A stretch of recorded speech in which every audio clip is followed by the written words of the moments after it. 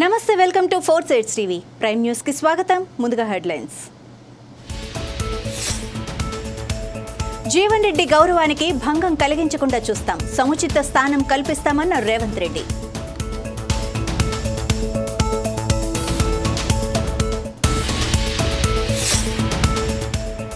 రామోజీ స్ఫూర్తి భావి తరాలకు అందించాలి, సమాజానికి ఎంతో సేవ చేశారన్న బాబు.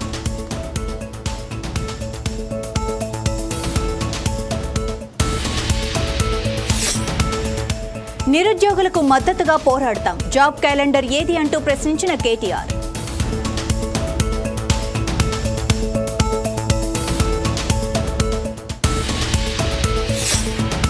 కేరళలో భారీ వర్షాలు, లోతట్టు ప్రాంతాలన్నీ జలమయం.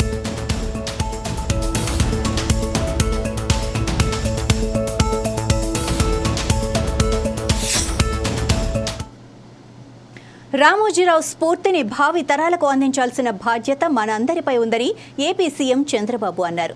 ఆయన సమాజానికి ఎంతో సేవ చేశారని కొనియాడారు. కానూరులో ఏపీ ప్రభుత్వం నిర్వహిస్తున్న రామోజీరావు సంస్మరణ సభలో ఆయన పాల్గొని మాట్లాడారు. ఏ రంగంలో అయినా రామోజీరావు నెంబర్ 1గా ఉన్నారని అన్నారు. ఆయన వ్యక్తి కాదు, వ్యవస్థ అని ఎన్టీఆర్ రామోజీరావును ఎవ్వరూ అధిగమించలేరని వ్యాఖ్యానించారు. రాజమౌళి లాంటి వ్యక్తులు కూడా మాట్లాడుతూ ఒక మాట అన్నారు.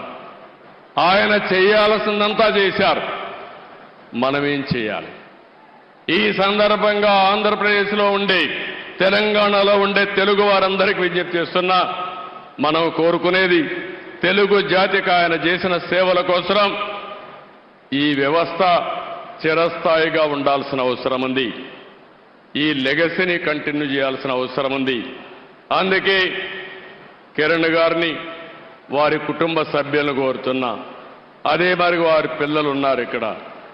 ఆయన స్థాపించిన వ్యవస్థ ఆయన కుటుంబ సభ్యులదే కాదు, 10 కోట్ల తెలుగు ప్రజానికన్నది ఆయన ప్రజల ఆస్తి.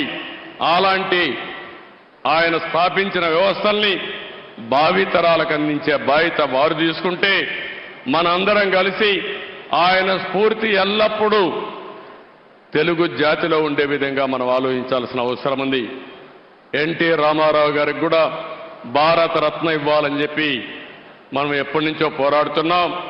అదే సమయంలో రామోజీరావు గారికి కూడా భారతరత్న సాధించడం మనందరి బాధ్యత.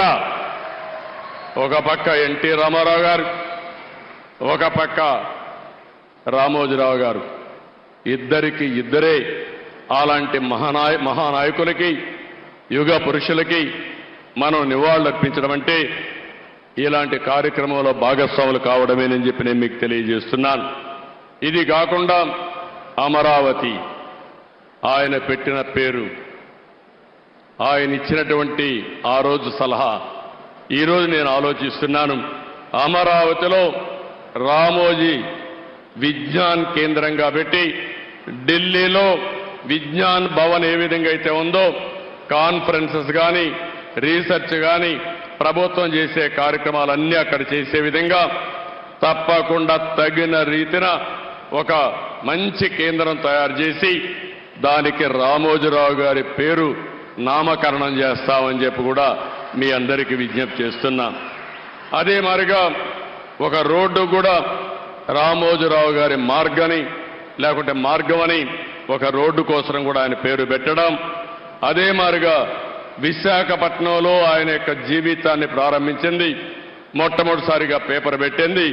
అందుకే విశాఖపట్నంలో చిత్రనగరి అని ఒక పేరు పెట్టి సినిమా షూటింగ్లు చేయడం కోసం ఇప్పుడే మిత్రుడు పవన్ కళ్యాణ్ గారితో మాట్లాడా.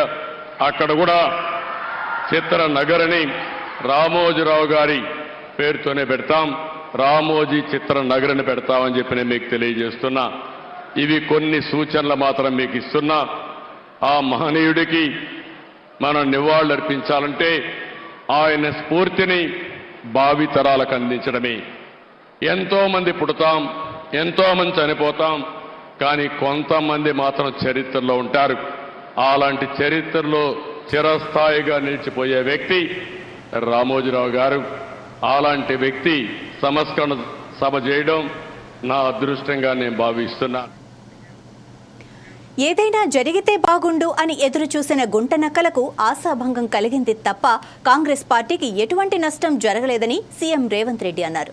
ఎమ్మెల్సీ జీవన్ రెడ్డి గౌరవానికి, వారి అనుచరులకు, కాంగ్రెస్ పార్టీ కార్యకర్తలకు ఎటువంటి కష్టం నష్టం జరగకుండా కాంగ్రెస్ పార్టీ చర్యలు తీసుకుంటుందని ఆయన తెలిపారు. గుంటనక్కలు ఎదురు చూసినాయో వాళ్ళకి పెద్దలు జీవన్ రెడ్డి గారు ఎలాంటి అవకాశం ఇవ్వలేదు. ఎందుకంటే వారి అనుభవం, కాంగ్రెస్ పార్టీ పట్ల వారికి ఉన్న కమిట్మెంట్ ఇలాంటి ఆశించే వాళ్ళకి అర్థం కాదు. కాబట్టి ఈరోజు మీడియా మిత్రుల ద్వారా తెలంగాణ ప్రజలకు, జీవన్ అనే అభిమానులకు, కాంగ్రెస్ పార్టీ కార్యకర్తలకు, ఈ ప్రభుత్వంలో, ఈ పార్టీలో వారి గౌరవానికి, వారి అనుచరులకు, వారి సహచరులకు, కాంగ్రెస్ పార్టీ కార్యకర్తలకు ఎలాంటి కష్టము నష్టం జరగకుండా పార్టీ చర్యలు చేపడుతుందని పార్టీ ఆదేశించింది, చేపట్టాలని చెప్పింది. అవి తప్పకుండా అమలు చేస్తామని చెప్పి ఈ సందర్భంగా మీ ద్వారా అందరికీ తెలియజేస్తున్నాను.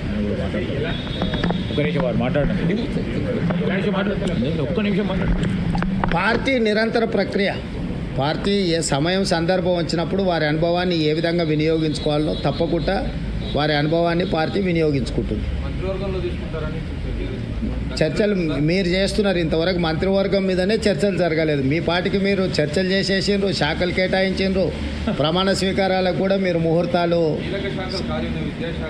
అవును, దానికి ఖాళీగా లేవు. అదే కదా మీ మీ మీ తప్పుడు వార్తల వల్ల ప్రజలు గందరగోళంలో ఉన్నారు. విద్యాశాఖకు నేనే మంత్రిని, నేనే ఫుల్ టైం మినిస్టర్ను. నేను పార్ట్ టైమా? నేను కేసీఆర్ నా ఫామ్ హౌస్లో వండుకొని ప్రభుత్వాన్ని నడుపుతున్నానా? నేను ఇక్కడికి వచ్చిన 4 రోజుల నుంచి ఎన్ని శాఖల మంత్రులను కలిసినా ఏ శాఖ ఖాళీ లేదు. అన్ని శాఖలకు మంత్రులు ఉన్నారు. నా దగ్గర ఉన్న శాఖలకు నేను క్రియాశీలక మంత్రికి ఏమైనా పరీక్షలు నిర్వహించకుండా వదిలేసినామా? 10th క్లాస్ ఎగ్జామ్స్ నిర్వహించలేదా? ఇంటర్మీడియట్ ఎగ్జామ్స్ నిర్వహించలేదా? ఇంజనీరింగ్ ఎగ్జామ్స్ నిర్వహించలేదా? పరీక్షల ఫలితాలు విడుదల చేయలేదా? ఎక్కడైనా గతంలో జరిగినట్టు ఏమైనా లోపాలు జరిగినాయా?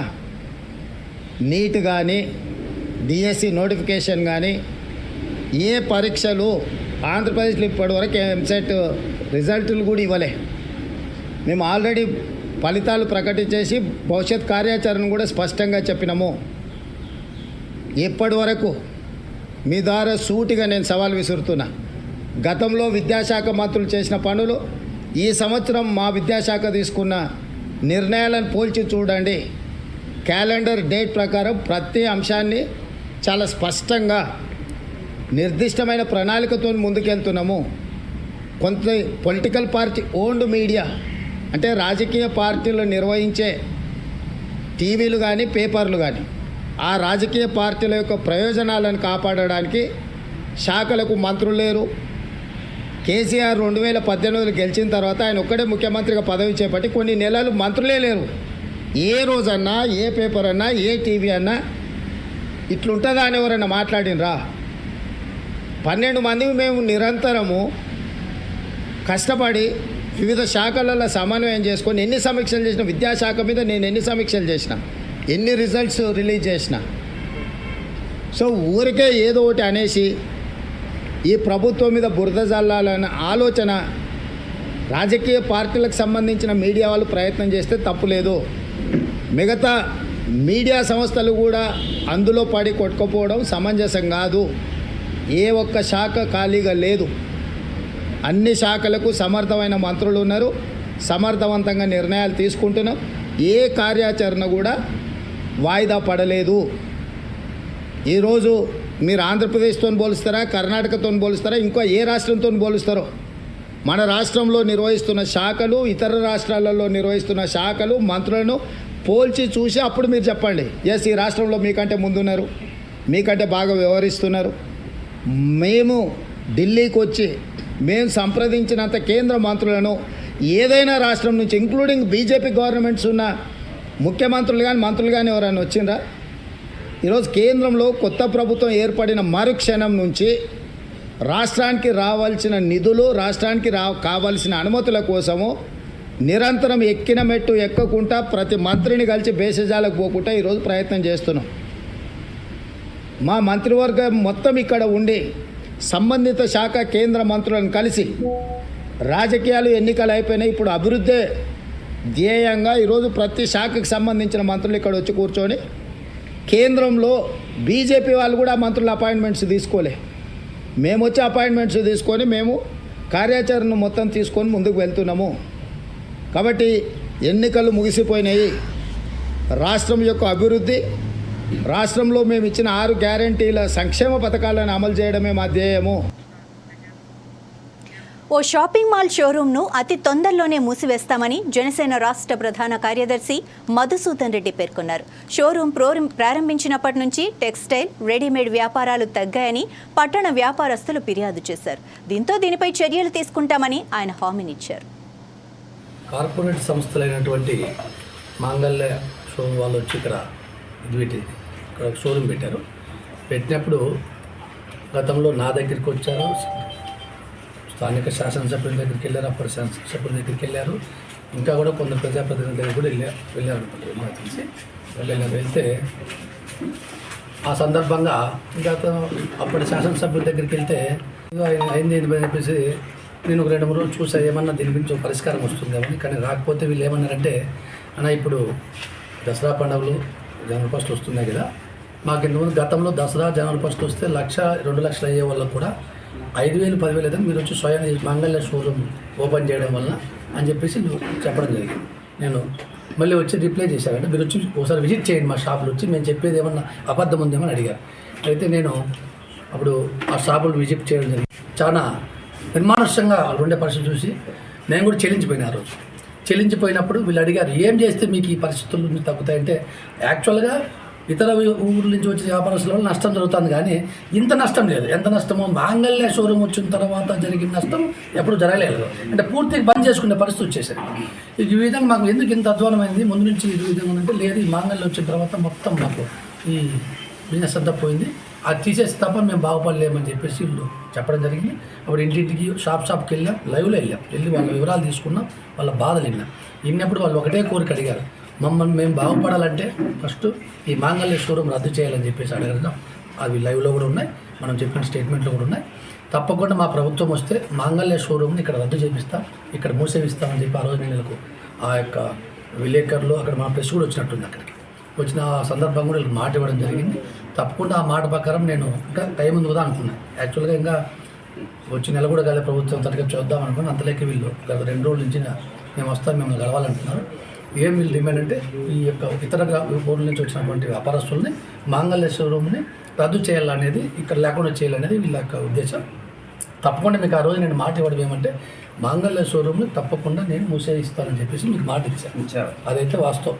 తప్పకుండా దాన్ని నేను కట్టుబడి ఉన్నా. తప్పకుండా మాంగళ్య షోరూమ్ అది ఖచ్చితంగా డెఫినెట్గా మూతేస్తే తప్ప మీ యొక్క బతుకులు బాగుపడవని మీరు చెప్పడం వాస్తవం, నేను మీకు మాట ఇవ్వడం వాస్తవం.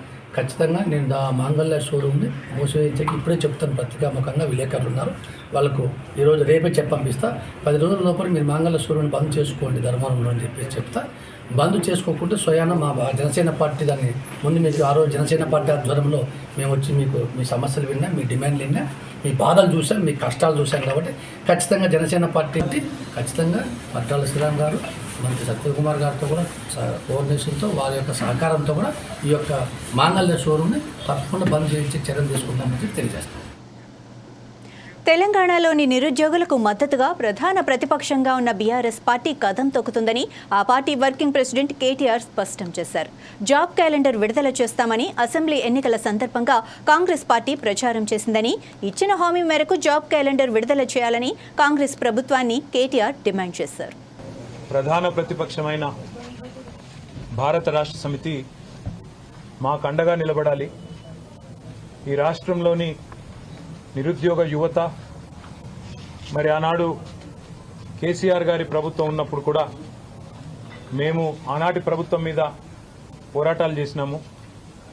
మీరు 9.5 సంవత్సరాల పాటు ఆనాడు జరిగిన ఉద్యోగ నియామకాల్లో పారదర్శకంగా చాలా పెద్ద ఎత్తున నియామకాలు జరిగినప్పటికీ అక్కడక్కడ చిన్న చిన్న పొరపాట్లు జరిగినప్పుడు మీ మీద కూడా పోరాడాము. అదేవిధంగా ఈరోజు ఇప్పుడున్న కాంగ్రెస్ ప్రభుత్వం ముఖ్యంగా మాకు ఎన్నో హామీలు ఇచ్చింది, ఆ హామీలు అమలు కావడం లేదు. కాబట్టి మీరు ప్రధాన ప్రతిపక్షంగా ప్రజల తరపున, మా తరపున గొంతు విప్పండి, పోరాడండి అంటూ వారు అందరూ కూడా కలిసి వచ్చి వారి సమస్యలన్నీ కూడా వివరించి చెప్పడం జరిగింది. ప్రధానంగా వారు ఈరోజు లేవనెత్తిన అంశాల్లో కాంగ్రెస్ పార్టీ ఆనాడు ప్రతిపక్షంలో ఉన్నప్పుడు వార్షిక జాబ్ క్యాలెండర్ విడుదల చేస్తాము, ఒక పద్ధతి ప్రకారం రిక్రూట్మెంట్ చేస్తాము, ఏ నోటిఫికేషన్ ఏ రోజు వస్తుందో ముందే తారీఖుతో సహా తేదీతో సహా ప్రకటిస్తున్నామని చెప్పి పెద్ద ఎత్తున ఆనాడు పత్రికల్లోనే జాబ్ క్యాలెండర్ పేరిట అడ్వర్టైజ్మెంట్లు రిలీజ్ చేయడం జరిగింది. చాలా పెద్ద ఎత్తున తెలుగులో ఇంగ్లీష్లో అన్ని రకాలుగా వారు విడుదల చేశారు. అందులో వారు చెప్పిన దానిలో ముఖ్యంగా మరి గ్రూప్ 1 జూన్ 1 నాడే విడుదల చేస్తాము, ఫిబ్రవరి 1 నాడు విడుదల చేస్తాము. గ్రూప్ 2 మరి ఏప్రిల్ 1 విడుదల చేస్తాము నోటిఫికేషను. గ్రూప్ 3 జూన్ 1 విడుదల చేస్తాము. గ్రూప్ 4 కూడా June 1. Assistant executive, assistant engineer, PR, R&B, RWS, అదేవిధంగా పబ్లిక్ హెల్త్ డిపార్ట్మెంట్ ఇవన్నీ కూడా మే 1 నాడు విడుదల చేస్తాము. అగ్రికల్చర్, హార్టికల్చర్, వెటర్నరీ పోస్టులకు సంబంధించి మే 1 నాడే జాబ్ క్యాలెండర్ విడుదల చేస్తాము, నోటిఫికేషన్ విడుదల చేస్తాము. Assistant motor vehicle inspectors, town planning officers, agriculture extension officers ఇవన్నింటికి సంబంధించి జూన్ 1 నాడు విడుదల చేస్తాము. Transport constables, excise constables, police constables సంబంధించి మార్చి 1 నాడు విడుదల చేస్తాము. జూనియర్ లెక్చరర్లు, పాలిటెక్నిక్ లెక్చరర్లు, డిగ్రీ కాలేజ్ లెక్చరర్లు, అసిస్టెంట్ ప్రొఫెసర్లు, ఫిజికల్ డైరెక్టర్లు వీటికి సంబంధించి ఏప్రిల్ 1కి విడుదల చేస్తాము. ఉపాధ్యాయులకు సంబంధించి ఇట్లా డిఎస్సి, మెగా డిఎస్సి విడుదల చేస్తాము. అదేవిధంగా విలేజ్ రెవెన్యూ ఆఫీసర్స్, జీపీ సెక్రటరీలు, మండల స్థాయి సాంకేతిక సిబ్బందికి 1 జూన్ నాడు విడుదల చేస్తామని చెప్పి దాదాపు 10 నోటిఫికేషన్లు ఏవైతే ఇప్పటికే ఇవ్వాల్సి ఉండేనో అవి ఇవ్వకుండా ఇచ్చిన మాటలు నీటి మూటలు అని తేల్చేసిన వైనం మన కళ్ళ ముంగట కనబడతా ఉన్నది. అదేవిధంగా గ్రూప్ 2, గ్రూప్ 3 ఈ రెండింటికి సంబంధించి స్వయంగా ఈరోజు ముఖ్యమంత్రిగా ఉన్న రేవంత్ రెడ్డి గారు గ్రూప్ 2లో 2000 ఉద్యోగాలు పెంచుతాము, గ్రూప్ 3లో కూడా వేలాదిగా ఉద్యోగాలు పెంచుతాము. కేసీఆర్ గారు చేయలేదు, కేవలం 783 పోస్టులే పిలిచినాడు, నేను 2000 చేస్తానని చెప్పి రేవంత్ రెడ్డి గారు చెప్పారు. గ్రూప్ 3లో కూడా వేలాదిగా ఉద్యోగాల సంఖ్య పెంచుతా అన్నారు, ఏ ఒక్క మాట కూడా నిలుపుకోలేదు. అదేవిధంగా మెగా డిఎస్సీ అన్నారు, మొదటి కేబినెట్లోనే మెగా డిఎస్సీ ప్రకటిస్తామన్నారు. మరి ఇప్పటిదాకా ఈ ప్రభుత్వం వచ్చిన తర్వాత, కాంగ్రెస్ ప్రభుత్వం వచ్చిన తర్వాత 2 పనులు చేసినారు. కేసీఆర్ గారి ప్రభుత్వంలో ఇచ్చిన గ్రూప్ 1 నోటిఫికేషన్ రద్దు చేసి తిరిగి 60 పోస్టులు యాడ్ చేసి కొత్తగా రీనోటిఫై చేసినారు. బలహీన వర్గాలకు చట్టసభల్లో రిజర్వేషన్లు కల్పించాలని టీపీసీసీ కార్యదర్శి కోట్ల శ్రీనివాస్ డిమాండ్ చేశారు. బీసీలకు చట్టబద్ధత లేదని తెలిపారు. స్థానికంగా రిజర్వేషన్ ఇచ్చి చట్టసభల్లో ఇవ్వకపోవడంపై ఆయన ఆగ్రహం వ్యక్తం చేశారు. పార్లమెంట్ సమావేశాల్లో సుదీర్ఘంగా ఎన్నో పోరాటాలు చేస్తూ ఇవాళ చట్టసభలో బీసీలకు 50% రిజర్వేషన్ పెట్టాలని నేను కేంద్ర ప్రభుత్వాన్ని డిమాండ్ చేస్తూ ఉన్నాను. తెలంగాణ రాష్ట్రంలో 52% ఉన్నాం. దేశంలో 130 కోట్లుంటే అందులో దాదాపు 70 కోట్ల మంది బలహీన వర్గాలుంటే, ఆ బలహీన వర్గాలలో 2600 కులాలుంటే 2500 కులాలు ఇంతవరకు పార్లమెంట్లో అడుగు పెట్టలేదంటే 75 సంవత్సరాల ప్రజాస్వామ్య ప్రాక్టీస్లో బీసీలు ఏ విధంగా ఉన్నారన్న సంగతి సందర్భంగా గమనిస్తా ఉన్నాను. ఇలా ప్రతి ఒక్క కులానికి, ప్రతి ఒక్క మతానికి ఒక మంత్రిత్వ శాఖ ఉంటే దాదాపు 70 కోట్ల మంది జనాభా ఉన్న బలహీన వర్గాలకు ఈరోజు బీసీ మంత్రిత్వ శాఖ లేదంటే మరి మేము ఎక్కడ, ఇది భారతదేశంలో బీసీలకు ఉన్న పరిస్థితి ఏంది, వాళ్ళు పడుతున్న బాధలేందని ఈ సందర్భంగా నేను కేంద్ర ప్రధానమంత్రి గారిని అడగదలుచుకున్నాను.